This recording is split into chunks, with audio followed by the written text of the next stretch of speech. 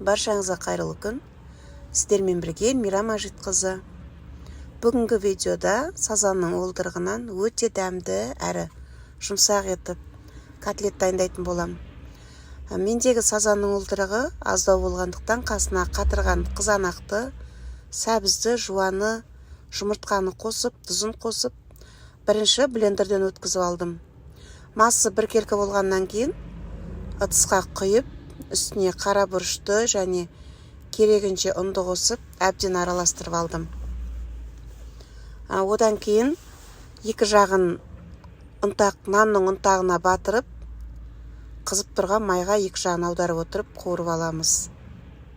Сіздер де осы рецепт бойынша дайындап көрсеңіздер болады. Дәмі өте керемет, әрі жұмсақ болып шығады.